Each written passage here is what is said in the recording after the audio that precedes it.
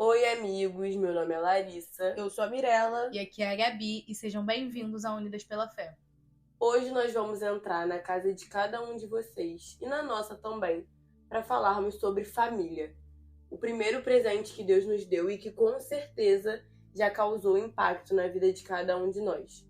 Eu acredito que por serem os serizinhos que a gente convive todos os dias da nossa vida, tem sempre algumas complicações, tem pessoas que naturalmente têm complicações com pessoas da família, não só por diferenças do dia a dia, mas também por diferenças pessoais.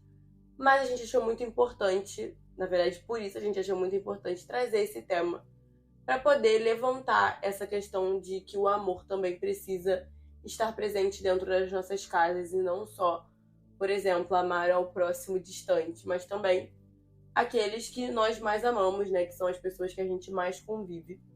Essas diferenças familiares são mais normais do que se parece. O que eu aprendi é que a gente precisa aprender a coexistir em harmonia para que a gente leve só o amor desse lugar e não as mágoas, porque a gente pode sim aprender dentro de casa, levar aprendizados, levar até situações que a gente não quer reproduzir na nossa vida.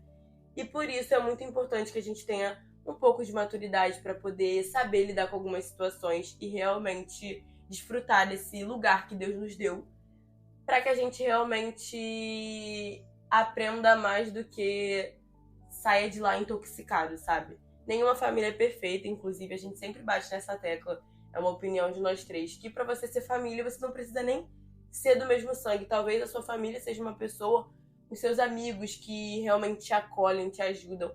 Eu tenho a minha família, de fato, e considero elas como família, amo elas como família. Mas, por exemplo, as meninas, elas também são família pra mim. Estiveram comigo nos piores momentos da minha vida, me ajudaram. Não foi só uma questão de ajuda moral ou em palavras, mas também realmente me ajudaram, disponibilizaram do tempo delas várias vezes para poder me acolher, para poder a própria casa delas, a família delas já me acolheram várias vezes. E isso é realmente um ato de amor que a gente precisa entender que família, ela vai além de, sabe, sangue. Então, mesmo que a gente esteja falando que nenhuma família é perfeita, a gente também não quer dizer que você tenha que levar pra si só a sua família e, independente do que ela fizer, mesmo que seja barbaridade, você precisa estar ali e perdoando e talvez, enfim, cada vez mais se magoando. E família é algo muito doido. Igual a minha relação com a minha mãe, a gente se dá super bem, assim, é uma relação muito boa. Só que os defeitos que ela tem é uma coisa que mais me incomoda nela. Tipo, eu fico pra morrer com as coisas que ela faz. E aí, quando eu tô assim, distraída, eu me vejo tendo atitudes iguaizinhas a que ela tem. Atitudes que eu detesto nela, eu sempre acabo reproduzindo.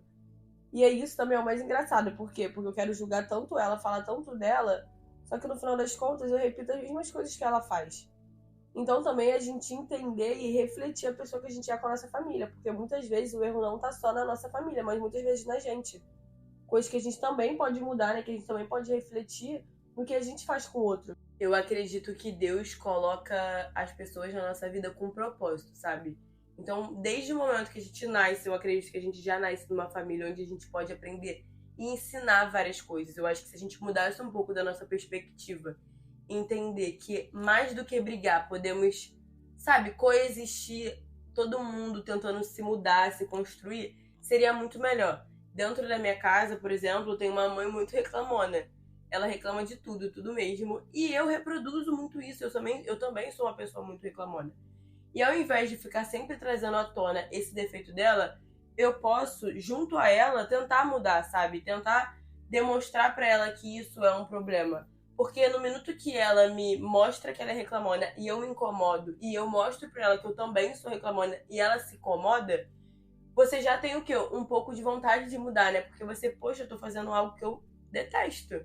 As próprias meninas, né? A mãe delas é uma pessoa super estressada e nessa questão de ser um pouco mais reativa. E quando elas veem a mãe delas fazendo isso, elas não gostam. Então, como que elas podem agir da mesma maneira?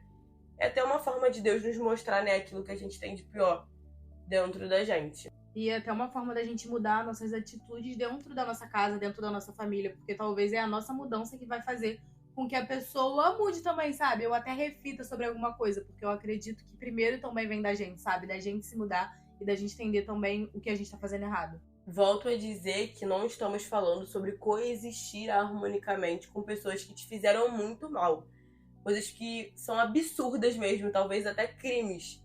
Não estamos falando sobre isso, estamos falando sobre situações que realmente você pode extrair coisas, não nem que sejam positivas, mas que te ensinem alguma coisa.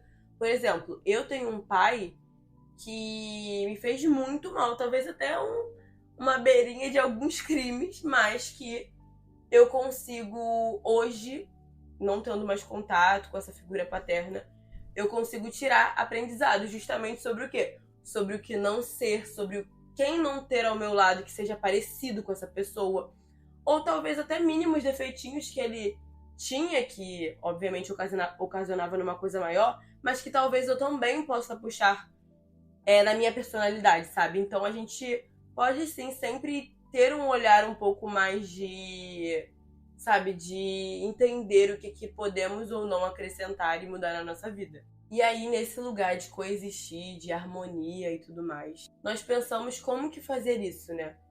Como a gente não quer ser hipócritas aqui no podcast, a gente já diz pra vocês que pra gente é muito difícil também. No nosso evangelho, que acontece toda semana, a gente sempre faz a oração de amor ao próximo pra mesma pessoa. Logo, a gente não tá mudando em nada, né? Porque se a gente tá sempre fazendo pro mesmo, as mudanças elas não estão acontecendo. Mas eu acho que é muito importante que a gente peça pra Deus, sabe? Pra que a gente lide com todas essas diferenças. Que a gente não faça oração pro outro, mas sim pra nós mesmos. Pra que tenhamos mais paciência, pra que tenhamos mais amor, pra que tenhamos mais empatia, compaixão. E assim, cada vez mais lembrar que não somos perfeitos e ninguém é, todos temos nossos erros e também temos os nossos impactos na vida dos outros. Jesus é amor. Precisamos ser como ele e encontrar um meio de convivermos em paz com as pessoas que amamos. Tem um versículo que ele fala: pois eu dei o exemplo para que vocês façam o que eu fiz.